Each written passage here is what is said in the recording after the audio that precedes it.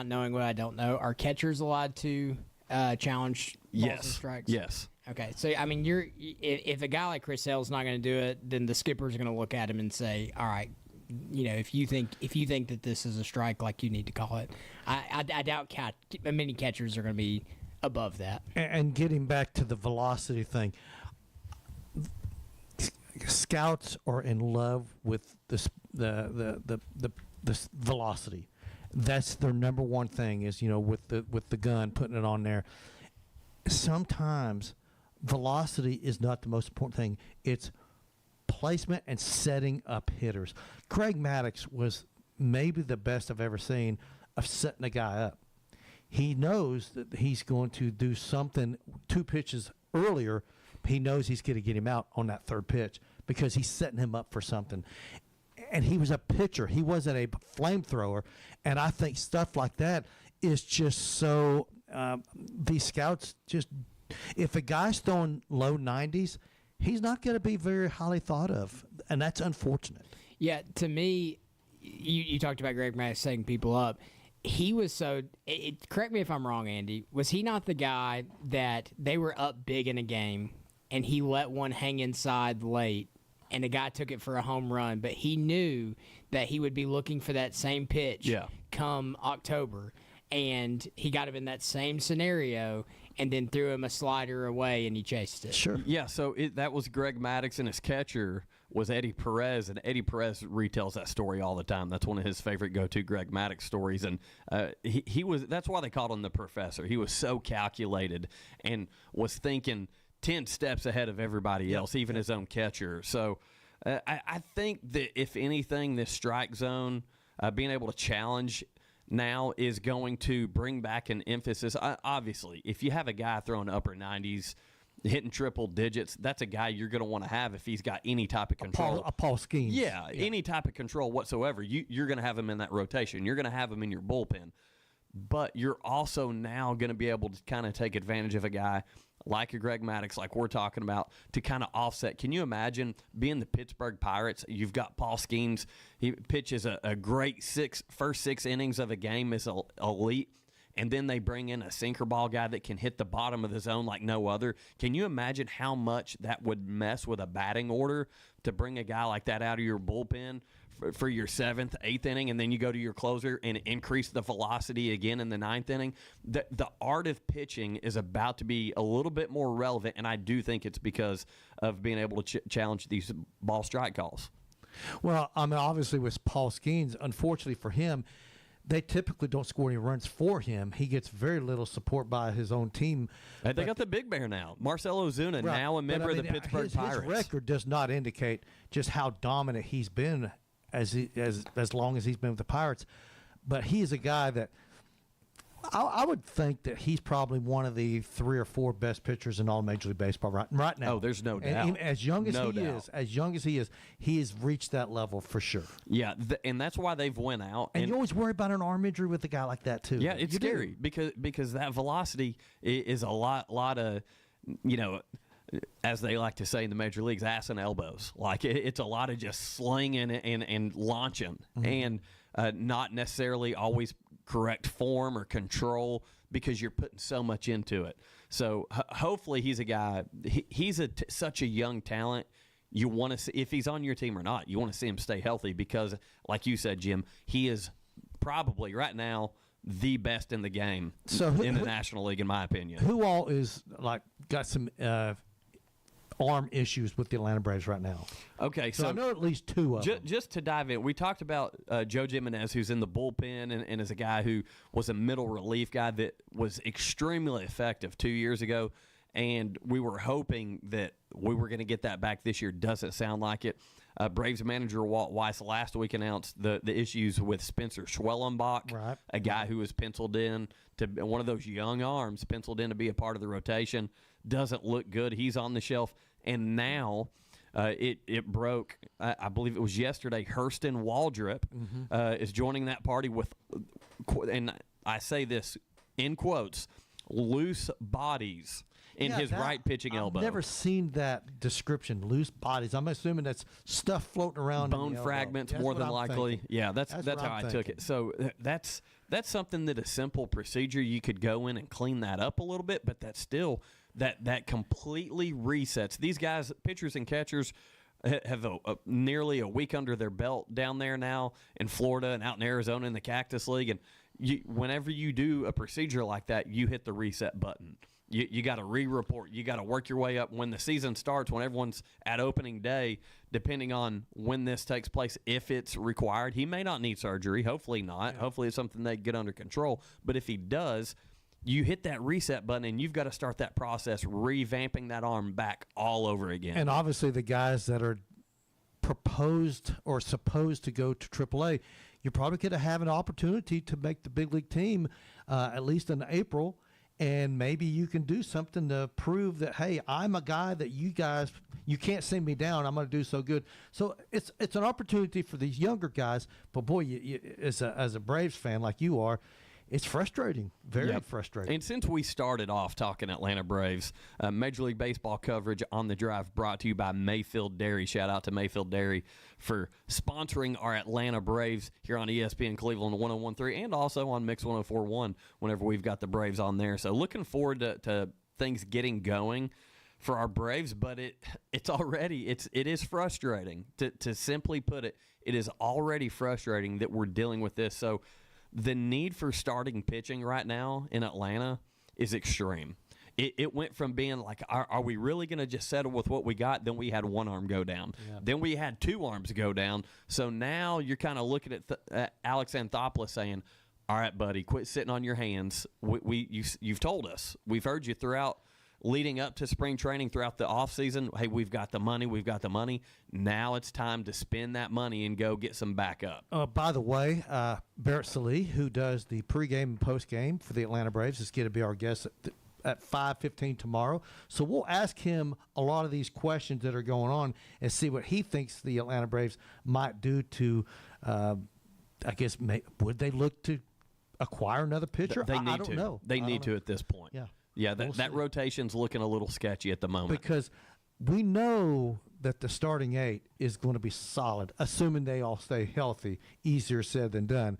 But you got to have that pitching. So I wouldn't be surprised at all to see the Braves kind of giving a few phone calls to some of the teams out there just to see if there's any interest in some talented arms that maybe they could acquire. So we'll get his take on that tomorrow for sure. Yeah, good stuff. Hey, we're going to take our first break. When we come back, we'll talk a little bit more Major League Baseball. There's some other big stuff going on around the league, but also going to talk some high school athletics, high school basketball, high school wrestling. All the winter sports getting to the postseason, getting ready to wind down. Is when you're talking baseball that the winter sports are starting to wind down, and what an exciting time for all these winter sports here locally.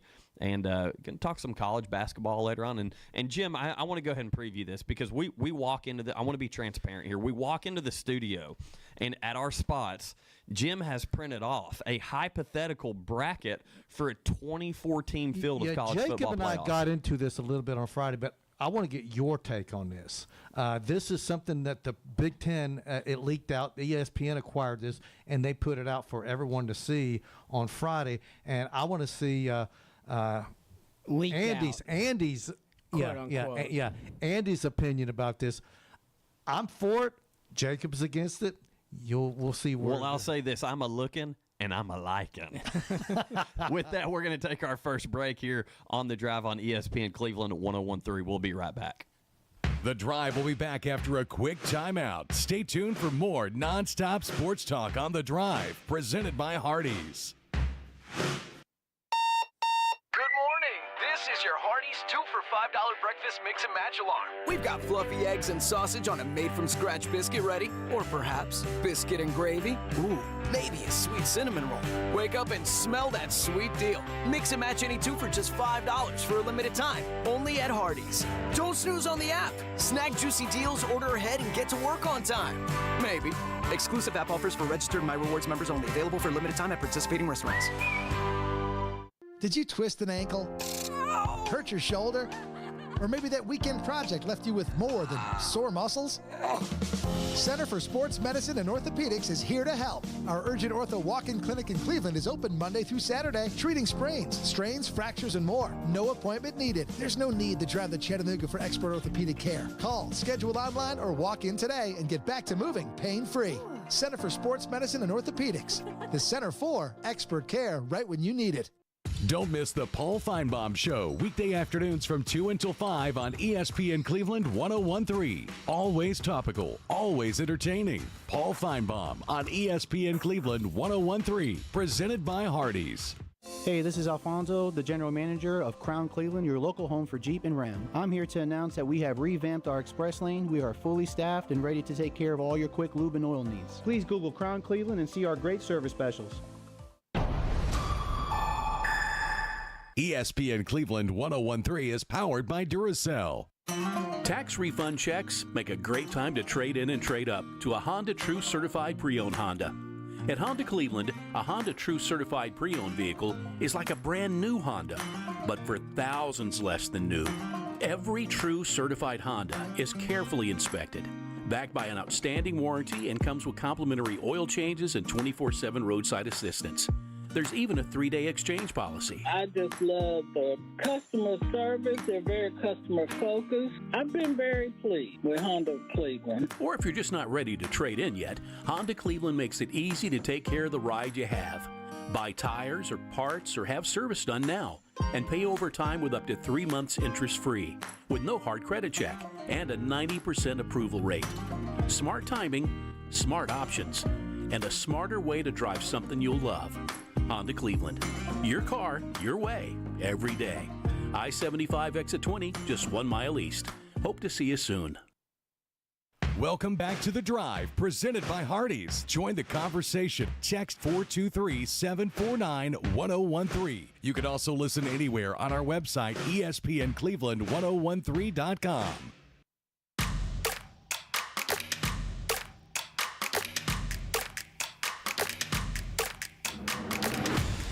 Mayfield Dairy Chocolate Milk is a great recovery drink for athletes or anyone who exercises. Rich in calcium and vitamin D, get Mayfield's famous chocolate milk at multiple locations near you.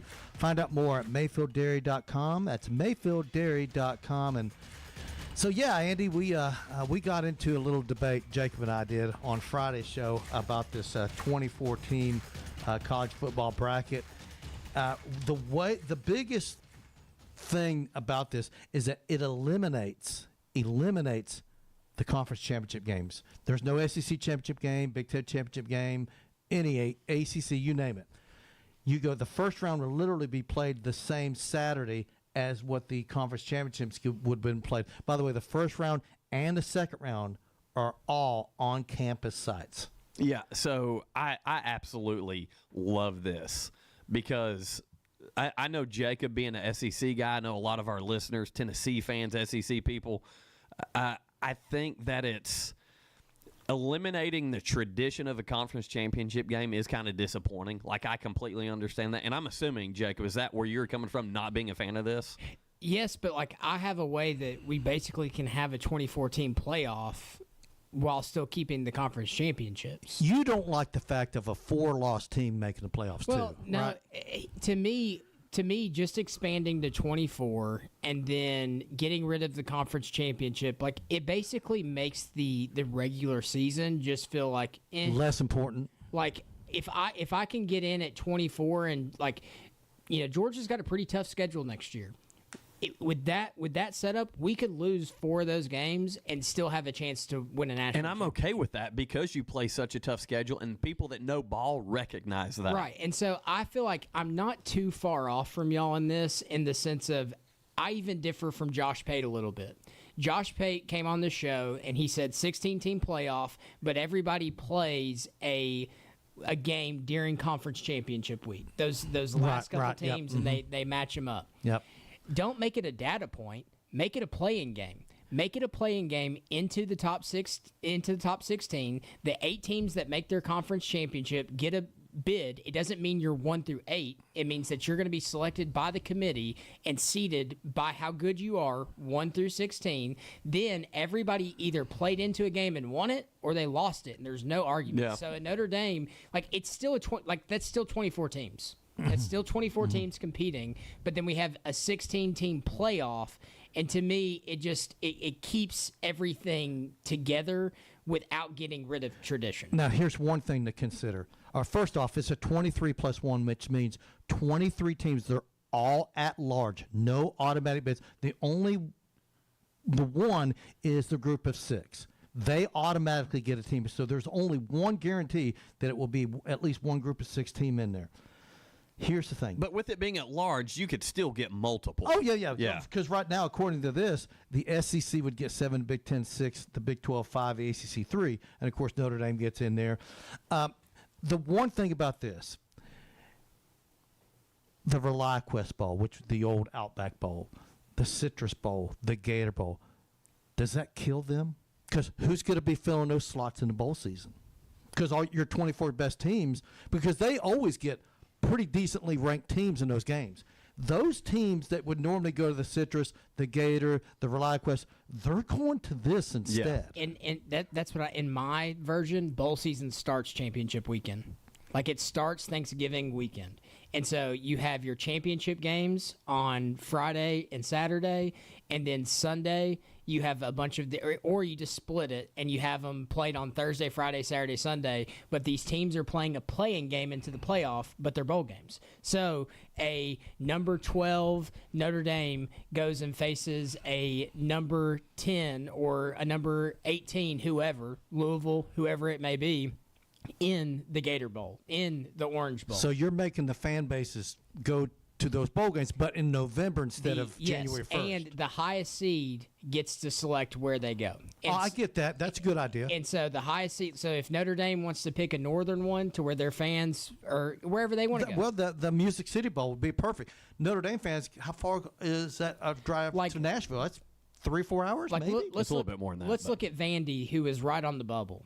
Vandy would be one of the higher seeds. They would select the Music City Bowl, which would basically be at home and probably be in the new Titans Stadium. Yeah, right, exactly. And then it would be like, let's see, Virginia at 18, who was sitting on the outside looking in. Virginia has to come to Nashville. So I got a counter here because I've got the taste of on-campus football games in my mouth. Him too. I've got that taste, and I've seen my team host that game. They happen in the playoffs. And let me tell you this: that cannot be beaten by a bowl game. I don't care what bowl game it is. Being able to be on campus with your fans, with your season ticket holders, with your student body, that's a game changer for me. The first 2 rounds of the playoffs in this scenario would be at home. But the play-in game is a bowl game. It keeps bowl games alive. You still get that at home once the playoff starts. So when you say the play-in game, we're looking at this bracket We're talking here. about late November games instead of January 1st. Yes. Yeah. Well, like all those December bowl games, like you're still going to have like your Appalachian states and like those that get played, but you still have your 16-team format. So looking at this bracket, what you're saying, looking at the first round, those are bowl games? Well, in this no, not on this sheet. Okay, He's talking about a weekend prior to this. And I don't want to go 24. I want to keep it at 16. You're still 24 teams. I got you. Now I follow. Your 24 teams are playing into a 16-team format. Yeah. Does that make sense? It's an interesting concept. You still get to keep like JMU has a shot, but JMU's got to win their game to get in. Like, I don't like this automatic bid where Tulane just gets to get. They get their opportunity. They get their play-in game. Hearing Jacob paint this picture, I'm not as much against that because you can incorporate your bowl games. I actually do like that. I do like that. And then once the 16-team playoff starts, then your first 2 rounds are at home, and then your major bowl games are played late December. We have the season wrapped up by early January, and the transfer portal opens, and everybody's happy. All right, staying with college football. This time last week, Sacramento State was an FCS team. Over the weekend, they've accepted an invitation to play in the Mid-American Conference. It's all about the Benjamins, baby. And listen to this. Here's some of the interesting things that go along with this. An interest fee will be paid by game guarantees and other football revenue. Football is paying for football. No student fees or no general funds will be included. An estimated economic impact of $975 million and a national broadcast value of $675 million over the next 5 years. Sacramento State will now be on ESPN and CBS Sports. And they will generate revenue that will help academics. 15% of the new net revenue will go towards offering more classes starting in 2027. So they've mapped it out. Sacramento State has mapped it out, and they were wanting to go into the new Pac-12 or the Mountain West, and there was no interest. So what happened? They decided, hey, you know what? Mid-American Conference, we saw that you lost Northern Illinois. We'll play in your league. And so they're going to play in the Mid-American Conference for a couple years. Well, I can't imagine it'd be too many years they'd stay in there. But they're going to play. You got a team in California playing a bunch of teams in the Mid-American Conference. It's crazy. Well, at the end of the day, though, these universities have to make financial decisions that suits them, that is good for them. It's collegiate athletics is business now. Oh, big time business. And you've got to make these decisions for survival. We talked about North Dakota State last week, making the jump to the Mountain West. That's a good fit geographically. It is, yeah. But at the same time, it's kind of disappointing to know we're never going to see those guys compete for a national title ever again. That's right, and they know that too. North Dakota State knows, but money talks. They cannot win a national championship playing coming out of the Mountain West Conference. I say they know. They probably know. There's maybe that 1% they think, hey, we got a shot. But yeah, they've won 10 national championships over the last 15 years. Well, and that's going to open up to like Montana State, South Dakota, and those schools, assuming they don't make the jump too. So yeah, it's the changing of the guard. It's kind of like when Georgia Southern, when Appalachian State, when they left the FCS to join the FBS. Appalachian State and Georgia Southern, they haven't even sniffed anything close to a championship. But you know what they have sniffed? A lot more money. A lot more money. But to people like us who used to follow them and keep up with them, why? Because right down the road, the Chattanooga Mocs would play them every year, and they were in conference with them in the SoCon every single season. And of course, the championship game down at Finley Stadium. I used to go to that with my brother all the time. Now, I couldn't tell you what Appalachian State's done the past 3 or 4 years. You know why? Because it doesn't matter to me anymore. I don't care anymore. They're irrelevant. Yeah, they're irrelevant. In your mind. Yeah, so that's the unfortunate side of this when you make that jump. We've got a team up the road in Murfreesboro, MTSU. And how did the Blue Raiders do in football this past season? I don't know because I don't care. They were either 4-8 or 5-7. They had a sub 500 record. They did not make it to they're irrelevant in the in their own home state, and that's not good. And unfortunately, that's not good. The attendance numbers prove that out. Attendance at MTSU games is that maybe 7, maybe 12,000, somewhere around there. It's very, very low. It's very, very low. The people that live in Murfreesboro, they either follow Tennessee or they follow Vanderbilt. I was about to say Vandy's relevant now. So they don't even follow their own team in their own city. No, they don't. I've got family that lives in Murfreesboro. They don't. They said we never go to a game. I'm talking about my niece who graduated from there. Her and her husband both graduated from there. They haven't been to a game not once since they've been out of school. Yeah, guys, I want to change the pace here a little bit. On a sadder note, actor Robert Duvall passed away at 95 years old over the weekend, and of course, he's a big-time sports fan. That's why we're talking about it on the show. A big sports guy. Also incorporated that into his career, starring in movies like The Natural with Robert Redford. Love that movie. Days of Thunder with Tom Cruise, probably. And I actually got my son to watch this a few weeks ago. I was like, this has got to be one of the best, if not the best, NASCAR-oriented movies ever made. And speaking of, he was counterpart Tom Cruise in that movie. That was such a big deal. Rumors are there's going to be another one that they're either filming or getting ready to film a second Days of Thunder, so I'm excited about that. That would be cool. But it just kind of gets you in that mood for this time of year. You guys know what happened Sunday, right? Oh, my goodness. A lot of this happened down in Daytona. By the way, sorry about that. A lot of that happened down in Daytona, man, and Daytona 500 was electric on Sunday. Yeah, the Daytona 500 was awesome. Robert Duvall, one of the class actors, in my opinion, of all time. Do y'all ever seen the movie? It's called Falling Down with Michael Douglas. That's a great movie, man. I saw that on TV not too terribly long ago. I hadn't seen that movie probably 15 years, and I watched it, and I was like, man, this is such a good movie. Robert Duvall was in that movie, but with Michael Douglas, and just whoever directed that movie did a great job. He's a great actor. I mean, just a great actor. He was also in Kicking and Screaming, the soccer movie with Will Ferrell. Mike Ditka was that. What a hilarious movie. God Bears. But had to pop my beverage open over here. We're talking Daytona. Yeah, so no, it was elite. I really enjoyed watching it. Unfortunately, my driver got wrapped up in that big 17-car pileup, lost his right fender, and really was just a good pusher and really couldn't do anything else for the rest of the day. But that's Daytona, man. When you get on those super speedways, like you're traveling at 187 to 195 miles an hour, and when things ripple effect, Denny Hamlin thought he had a hole and took out the lead driver. The wreck there at the end of the race. Yeah. So that was the first big one, and then the wreck there towards the end. All these teams are on different strategies. The way that you have to be able to pit is you have to get down to the bottom lane. If you can't get down to the bottom lane, you're stuck and you're waiting. Yep. So the Toyotas, the last 30 laps, basically controlled when everybody else pit. And so they tried to pit. It was sloppy. Then the Fords came in. It was sloppy. So then the Chevys tried to come in, and they stuck together. But then when lap traffic was coming up, they split the group up and slowed everything down, so it just became chaotic. Nobody's with their partners. You're just kind of going in.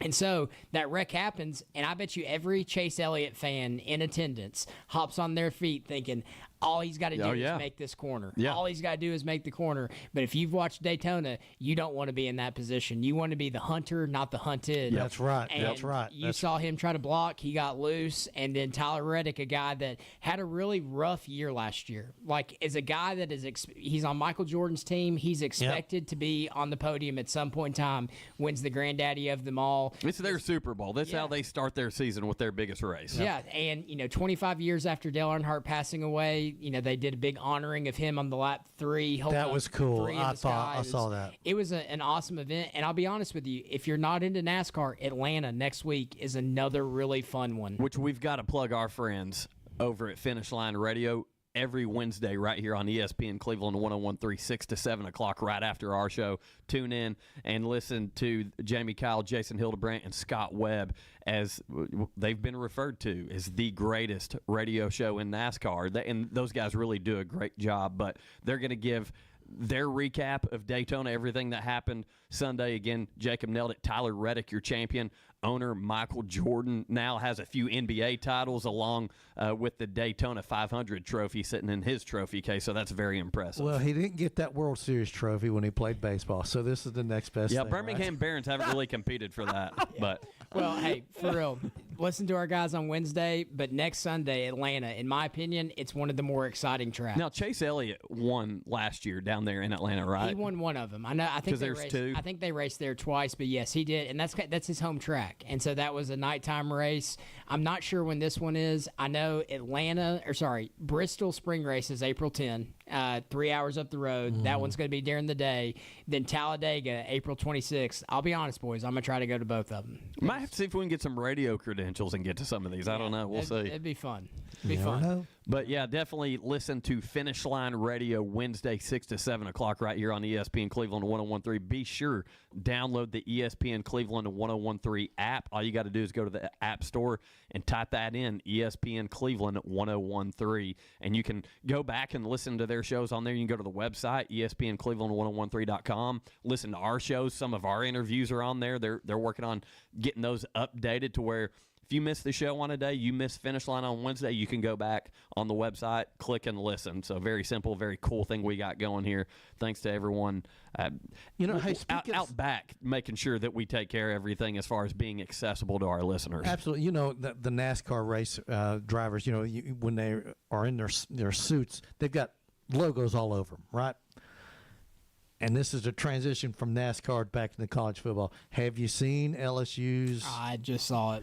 Scrolling. They've got a logo on their jersey, Woodside Energy. I don't like it. Listen, LSU, and I'm not an LSU fan. Maybe the most iconic white jersey in college football. I guess Penn State would be up there with them. Well, LSU wears them at home, so I think you're right with that. But when I saw that logo on the LSU jersey, it dirtied it up. Well, I felt the same way. And I do not like it. I felt the exact same way when the NBA decided to do it. I'm like, man, a Lakers jersey doesn't look right with a Wish logo on it. And when Major League Baseball did it, you know what? We've adapted. When the NFL plays in Europe, do they not put some logo stickers on their helmets when the NFL teams play in like in Europe? So. I think they do. They haven't done it over here in the States, but it's coming. But when Major League Baseball, you talk about Yellowwood, historic and normal, like looking at the Atlanta Braves with that on there, I'm just with the Quikrete. I'm not big on that. Like now we've kind of adapted. Oh, like that's our sponsor, that's our thing. Just like anything, when it's yours, you make it yours. And I'm still like, there's fans that can buy the jerseys now with the patch on it, with the Quikrete patch. I just want the clean, classic look. Yeah, I'm shocked that the Atlanta Braves didn't have Coca-Cola, because that's the corporate headquarters of Coca-Cola. Yeah. But, yeah, you're right. I will say I can appreciate that they at least kept it purple and white, because I don't know if that's their corporate logo. Hopefully the NCAA says this is all you can do. Maybe it's got to match the team colors, which I wish Major League Baseball would do that. Yes. Yeah, because it's still busy. It adds to it, and it takes away from the uniform. But I was happy to see that it was a white patch with a blue or with a purple outline with purple lettering, because that at least fits the uniform. Could you imagine like Tennessee if they got like Motorola? Their logo is royal blue and white. Can you imagine if Motorola has a big old logo on the Tennessee orange jerseys? Like, let's be honest, like Pilot. Pilot's a big sponsor up there. What if Pilot slaps They're red and white, are they not? Yeah. Like, what if they slap? Well, that's where I think it should have to be a solid color. So if you're wearing your home, white logo on the color, or if you're wearing your aways, either a black or a navy, whatever your team color, whatever fits to that, has to be a solid color, and there has to be dimension rules on how big it can be. I think the dimension rules is big. So I'm going to switch gears a little bit since we're talking about uniforms. I'm going to hop to the NFL. Have y'all seen the Titans' new look? I love it. But I was told that may not be 100% what they're rocking, because it's leaked right now. It looks more like the Houston Oilers. They're going to more the Houston Oilers now, which explains why for years now they've not allowed Houston to take their colors and look. The Columbia blue and red trim. And so they're shifting the logo, and I think you can read between the lines, because you can look at the logos that they're putting in the new stadium. They're getting away from the flame. The flame's going away, yeah. And it's just a circle with the T. Like the Tennessee TriStar State Flag Center. With the TriStar and the T. Now, there's also a potential that they do that big sword behind it. I love the sword logo as well. So, like, to me, if this is what they're deciding to do, I feel like they killed it. Like, if they go with this baby blue Oilers, it sets them apart. It's clean. It's classy. Titans fans should love it. Yes. But people like me who, you know what, I follow the Titans. I keep up with them. But I look at like, man, that's the Houston Oilers. You're doing that fan base wrong. Well, I mean, let's be honest. The team originated in Houston. They relocated. It's kind of like the Indianapolis Colts. They look just like the Baltimore Colts. Yeah. The Las Vegas Raiders look just like the L.A. Raiders and the Oakland Raiders. I'm okay with them keeping that color scheme, because that's what they were at one time. They went away with it. By the way, the Titans, they don't know how to evolve very well. They devolve. Evolve instead of evolve. By the way, the Atlanta Falcons, they're going back to a more traditional looking uniform this year too. So I'm like I said, getting back to the patches and the logos and the corporate sponsors. I don't like it on Major League Baseball uniforms to this day. I don't, because of the colors don't match the teams. The Atlanta Braves logo should be royal blue or navy blue and red. Period. Yeah. And so should all of the logos on all of these corporate sponsors on these Major League Baseball teams. I hope college football gets it right, and they make sure that the colors got to match the color scheme of the school colors. If they do that, it won't be as bad, but I have a feeling they're not going to do that. Yeah. Can you imagine the Georgia Bulldogs with like Georgia Highway Patrol logo on their uniforms? Be appropriate. Maybe they could get discounts. I just got that. It took me about 5 seconds. I'm like, with a Florida Gator looking, because Georgia Highway Patrol is royal blue and orange. They look straight up Florida Gators. I mean, Can you Georgia's put got to that? have a Gatorade, right? They got to have Gatorade as their logo, You would right? think. Georgia's going to have a green Uber logo on their That's actually smart. on their jersey. Utilize your resources, fellas. Oh, Lord. Utilize the Uber. Hey, real quick, going to go to some high school athletics. Thursday night, we're going to talk basketball here. Thursday night, Cleveland girls lost to Bearden in a nail-biter 54-51. The Blue Raiders lost to Bearden 66-27. On Friday, the Walker Valley girls game with Polk County was canceled. That's one that was scheduled to be at Walker Valley. It was canceled.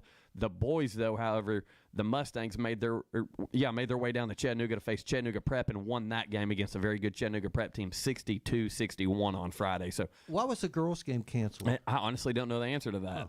So I was looking for a score when I was prepping for the show today, and I couldn't find it. So I made a couple phone calls, and I was told that the game was canceled. So Saturday, the Bradley Central Bearettes won over Ray County on senior night 70-48. And the Bears over Ray County 44-32. Going over to high school wrestling, which, by the way, basketball got the district tournament starting this week. Yep, absolutely. Things are in high gear in high school basketball here in the area. And then high school wrestling, the girls' sectional tournament was Friday up at Stone Memorial. I really enjoyed that drive, by the way, fellas. But Bradley Central qualified 7 girls for the state tournament. Cleveland, 10 girls going to the state tournament. Golly. And Walker Valley, 6 girls qualified. So really, when you look, you take the top 4 at each weight class, this girls region absolutely dominated. And I'll say this, I want to plug my Lady Mustangs here. Cleveland won the tournament. Bradley got second. The Lady Mustangs finished third. Awesome. And did a great job with only 7 wrestlers participating in that tournament. So were you being sarcastic or were you being truthful when you talked about the drive? it was a beautiful drive up there, but it was in Crossville. I didn't want to drive that far. So, update. The Bradley Central girls played another game today. Kind of late on the schedule. They added one. Last week they talked about adding the alumni game. Decided not to do that, but found a team that would play them in Maryville Christian. Won that game 92-26. So they end the season a perfect. Just squeaked by Maryville Christian there. Yeah, ended the season a perfect 26-0. That's impressive. But that also is big for them. That means Kimura is back for the district tournament and poised to go on a run to potentially win a 4th in a row, which, to me, I'm going to have to do some research on that, but I don't know that there's been a more dominant stretch of girls basketball than in that classification. I don't think so. I don't think there has. I know that there's been some times in the past where McMinn Central, they went on a streak there where they were pretty dominant. But again, you're talking smaller classification. Yeah. With Coach At the Ruder, highest classification, you're more interested in knowing about that. So I'll do some research, dive in, and see if there's anybody that has won 4 in a row. But that's their goal. Haven't lost to a team in the state of Tennessee now for 4 straight regular seasons. That's incredible. So dominant stretch by the Barretts. Yeah. So jumping back over to high school wrestling, boys sectional tournament was this Saturday at Blackman High School. Bradley Central sending 7 boys to the state tournament. Cleveland, listen to this. This is insane. All 14 starters, all 14 qualified for the state. There's a reason they won the state duels. There's a reason they're the number 1 team in the state, because they got 14 individuals week in and week out competing at an elite level. So Cleveland sending has that been done before? It has. Okay. But just right now, I'm telling you, there's a gap. There's the Cleveland Blue Raiders on the wrestling mat. There's a gap, and then there's everybody else. So what they're doing right now is pretty impressive. And then the Walker Valley Mustangs sending 3 to the state tournament. So, and I'll say this, the absolute toughest sectional in the state, for Cleveland to be able to do that just shows their dominance. For Bradley to send 7 is pretty impressive. You're talking about one of the best teams in the state with Bradley, and then my Mustangs being limited to 3, had a few other guys that were right there in the mix. And, we like to think that we're up there as one of the better teams in the state as well. That's when you only take 4 per weight class and you've got a team like Cleveland sending that many, that's eating up spots. When you've got a team like Bradley doing what they're doing, that's eating up spots. Same with Blackman. Blackman's one of the best teams in the state as well, and I think they're only sending 5. That's incredible. So to be able to be that dominant, that is a testament to what the Cleveland Blue Raiders are doing on the wrestling mat right now. So definitely wanted to show those guys some love, and obviously the state state tournament in Franklin this Friday and Saturday. We'll have complete coverage of that here on ESPN Cleveland 101.3 with updates and all the important stuff going on up there in Franklin. So with that, we're going to take a quick break. When we come back, we're going to talk a little NBA dunk contest. You guys get to watch the dunk contest? Nope. I saw highlights of it. I actually watched it. I watched it live, and it left me scratching my head. We're going to talk some collegiate sports as well, all that when we come back here on ESPN Cleveland 101.3. The Drive will be back after a quick timeout. Stay tuned for more nonstop sports talk on The Drive, presented by Hardees.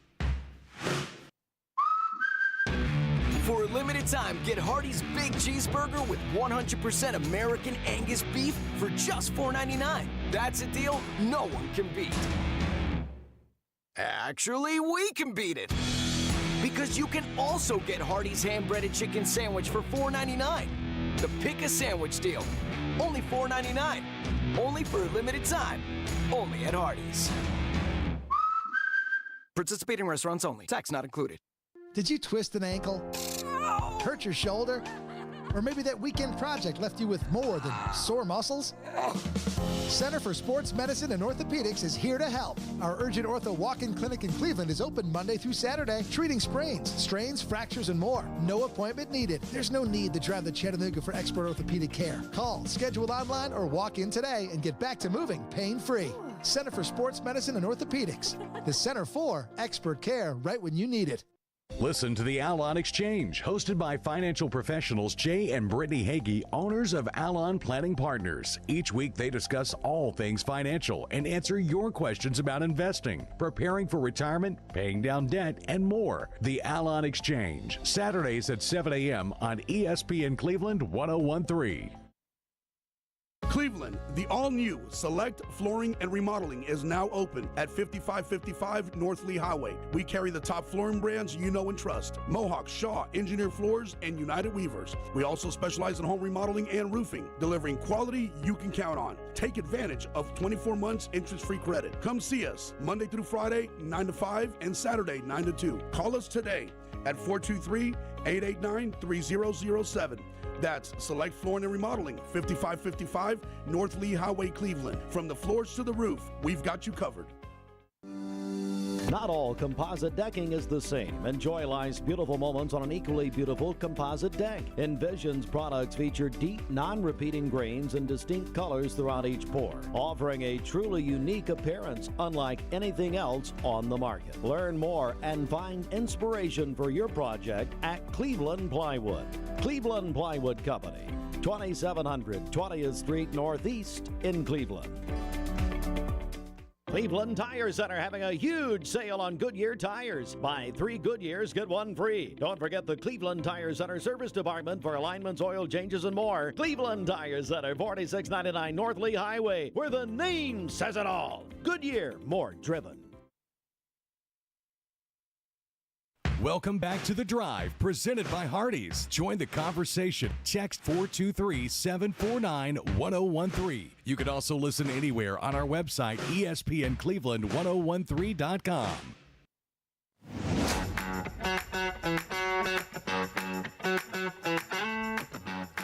Duracell in Cleveland is now hiring mechanical skilled technicians. By the way, they've been hiring them, so check them out, Duracell.com.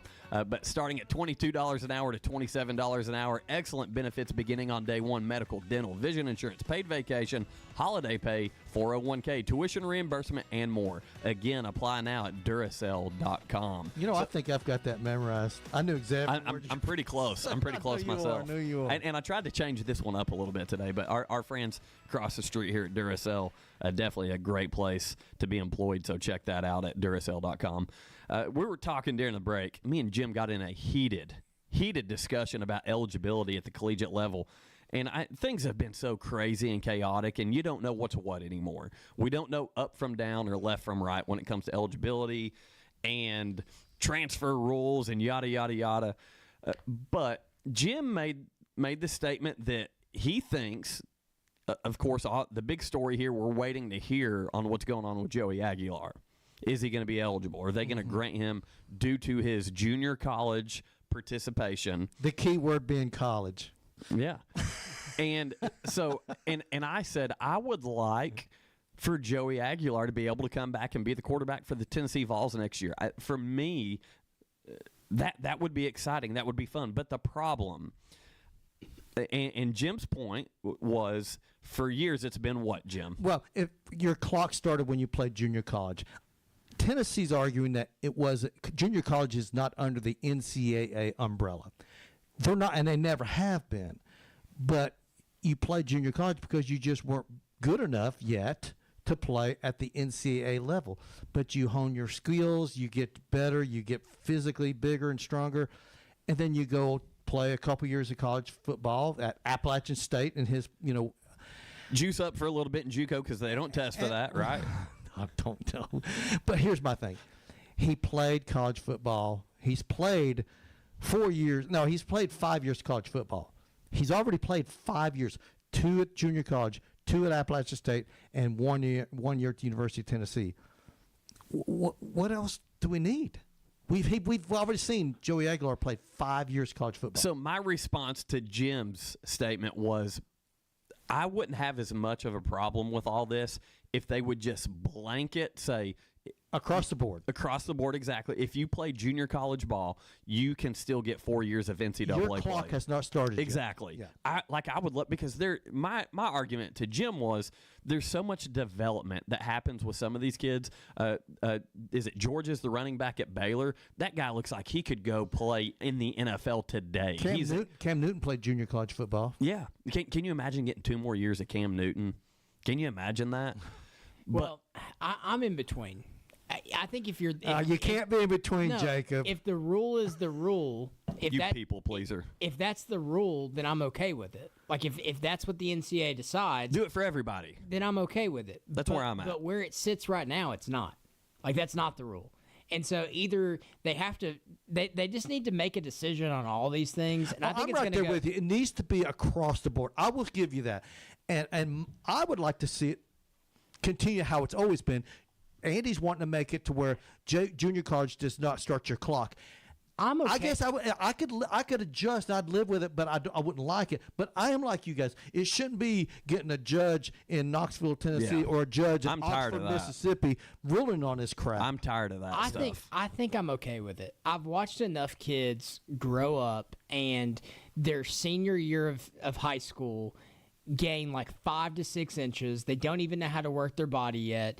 They are lanky and they haven't built muscle. And if they went to junior college in any respective sport, got on a workout program, they probably could be good enough to go play at some of these D2, D1 schools. And then I think about offensive linemen. We see offensive linemen from North Dakota State and all these people that weren't recruited by these big institutions. Then we look at them on Sundays, and after they've had years of development, they eventually go off and do it. I think I would be okay with it, but the rule's got to be the rule. Like, it's got to be set. Across the board. That's exactly where I stand on as far as eligibility in college. And we're going to keep you completely posted on what's going on with Joey Aguilar when that's announced. Also, Trinidad Chambliss. You hear one thing. He's eligible. You hear another thing. So is that foolproof? He's eligible, or are we going to go to... No, he's foolproof. He's in. He's in for 2026. Okay. So Ole Miss, another thing I want to talk about, just because we mentioned Finish Line Radio, that comes on Wednesday right here on ESPN Cleveland 101.3, but our friend Scott Webb let us know. He said Michigan is going to be the number 1 men's basketball team in the country come next week when they release the polls, and he was exactly right. Michigan number 1 for the first time since 2013. So I just wanted to throw that on there just because I know that Scott Webb would really enjoy us talking about it. Yeah, and you know what? That's a good segue into Inside the SEC, sponsored by Southern Heritage Bank. The top 25 is out. The SEC has 4 teams ranked in the top 25. The ACC has 4. The Big 12 and the Big 10 both have 6. The Big East has 2. West Coast, of course, that's Gonzaga, has 1. The Atlantic 10, that's St. Louis, they have 1.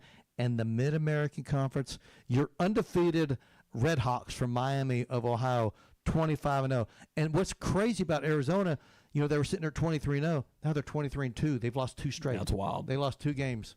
But, yeah, college basketball, I believe there's a good 7, 8 teams out there that potentially could cut down the net. I disagree. I think there's like 6 or 7. I get it. Oh, gosh, here we go. Segueing from one number 1 team to another, The Lady Vols softball, hot, man. That's it. Number one team in the country, they're man. Hot. Like they're playing really, really good baseball. I think you said 6 top 25. Yeah, they've won 6 top 25 games. To talk about impressive. Isn't that crazy? Yeah. And while we have just a second, I think it's criminal how undercovered college softball and college baseball, yeah. Like, we wait until Omaha to hit to throw it up all over the TV. Dude, I would be glued if they were on SEC Network.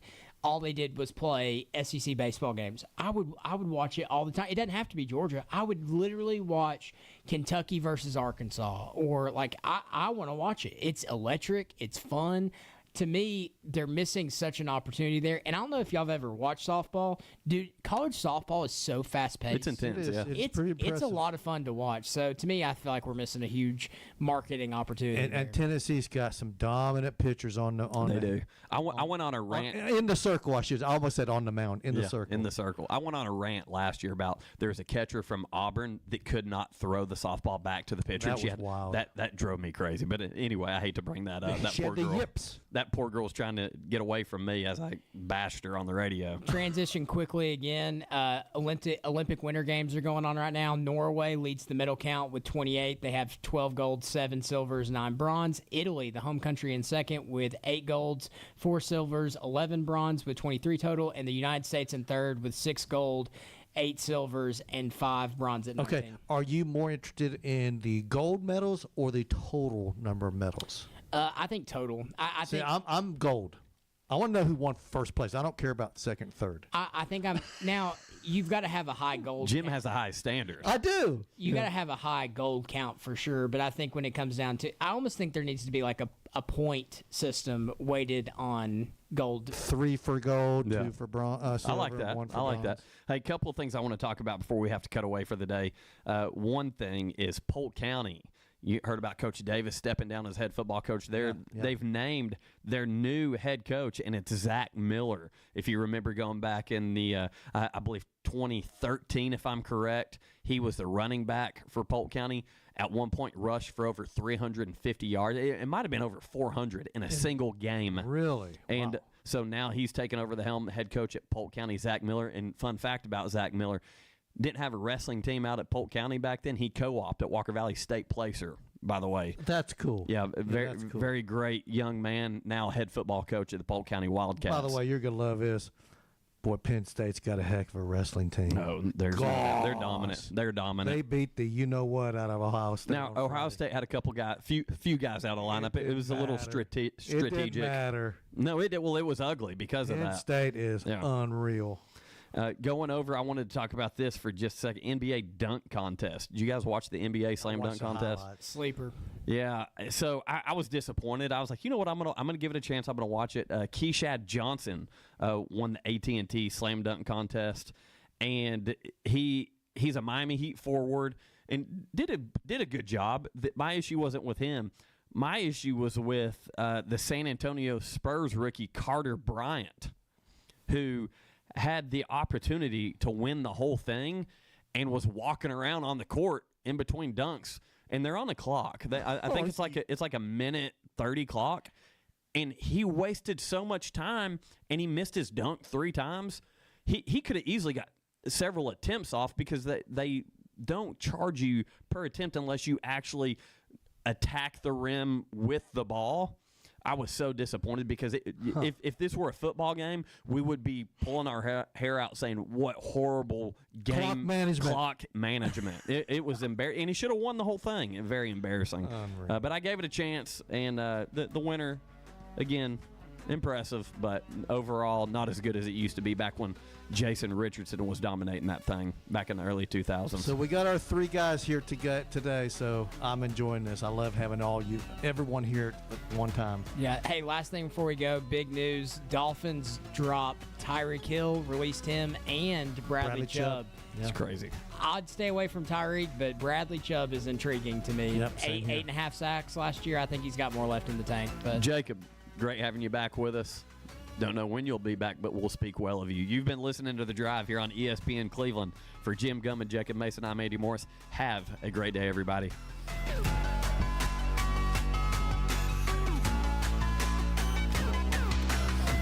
It's time for a Don Ledford of Cleveland traffic update on ESPN Cleveland 1013. Don Ledford Chevrolet GMC, located on North Lee Highway in Cleveland. Or visit donledford.com for details. Don Ledford, where we say yes. It's on-time traffic with Commander Chuck. Well, good evening. Heavy traffic right now northbound on 75 over here up by Shallowford Road, headed on up towards the Cleveland, Bradley County area. It's crowded as you arrive into the Hickson area. No surprise. Really, 153 stop and go at Hamill Road. It's a steady flow of traffic trying to get south of Chattanooga. Watch for radar on 75 trying to get down into North Georgia. Happy Hemp Pharmacy is now at their new location on Cummings Highway in Lookout Valley, right next to that Walmart. Stop by tonight. I'm Commander Chuck with your on-time. From the Alon Planning Partners Weather Center. You can't control the weather, but you can control your financial plan. Visit them online at alonplanning.com.